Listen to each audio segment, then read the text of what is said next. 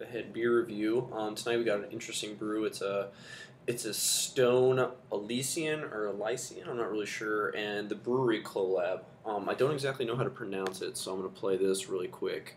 But it is called... Is the Citrueille, the Celeste, the Citracado. So there you go. That's the head brewer at Elysian or whatever. Or maybe it's the guy from I don't even know. But that's how you pronounce it. It's French, and I don't even know what it means. But it's got a couple quotes on the back of here. So obviously they chose those two because the Elysian makes a fantastic pumpkin beer, and then the Bruery makes autumn maple, which uses yams. So this beer is an ale brewed with pumpkins, yams, toasted fenugreek, lemon verbena, and birch bark. So I have no idea what to expect with this one, but I've heard mixed reviews from it. It was $2.25, so I figured I would pick it up and try something new. I'm all for trying new things, and it's only 5% alcohol, and it wasn't too expensive. So let's go ahead and give it a try. This one has a cool stone cap on it. I'm not used to. I don't think I've seen that one before. But I'm using my Dogfish Head glass.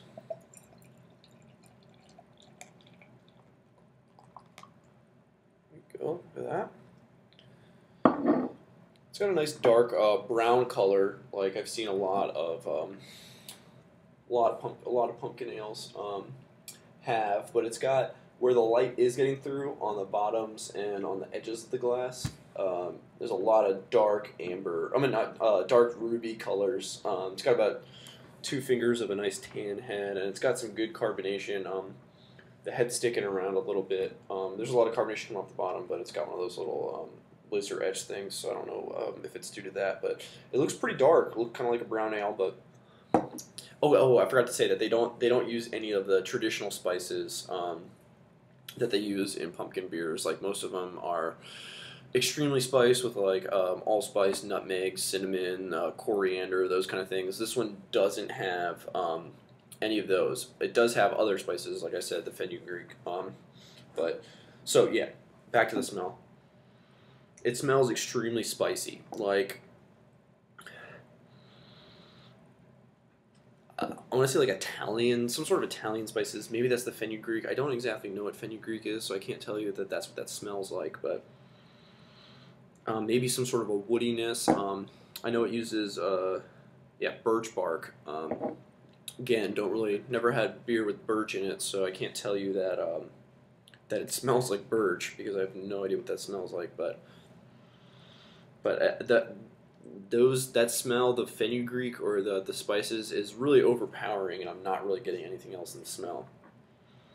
Yeah, so really it just smells pretty spicy. Not like a hop spice, though, like a cooking spice. Alright, let's go ahead and give it a taste. Cheers. I really don't know how to describe it, but it's definitely not like any beer that I've ever had.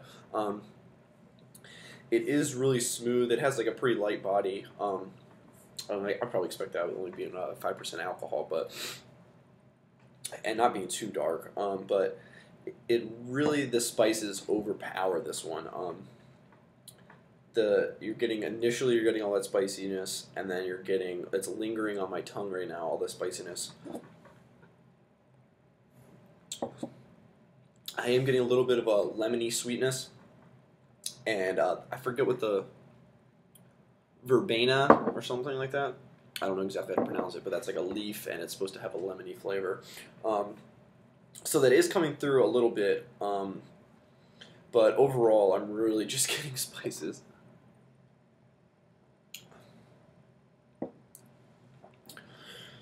Yeah. So, all right. For the Stone collab beer, it has a nice dark brown color with a little bit of ruby coming through in the corners, but the smell overall is just, I don't know if it's too much spices or just the nature of the spice that it overpowers anything that it's come into contact with, but the smell is mainly just those spices. Then the taste, again, it's like a lot of spice and a little bit of lemon. The pumpkin is providing, and the pumpkin and the yams are providing maybe a little bit of the body. But I know that they use a lot of different malts for this one too, but I'm really not getting any pumpkin flavor. It's really just not there. Yeah, it's just getting a lot of spice and a little bit of lemon. Other than that, there's not really much to it. I'm gonna have to give this one a C. I'm gonna give it a 73. I think that they went for it all with this one. They just put so many different things into this one, things that you don't normally use in beers. I could see. I mean, there's pumpkin beers, there's yam beers. There might be beers that use toasted fenugreek or verbena, and there's some that use oak and other types of wood. But they put them all together into one, and the outcome isn't very pleasant. I would not buy this one again. I would, however, recommend it to someone who wants to try something new. It is definitely interesting, and it's not like anything I've ever had before. But I wouldn't say go out and buy 6 of these or anything like that. But it definitely is worth trying one. Maybe even share a bottle with someone else so they can experience it. Because I do think it is really interesting, but it is not good. That's the nicest way that I can put it.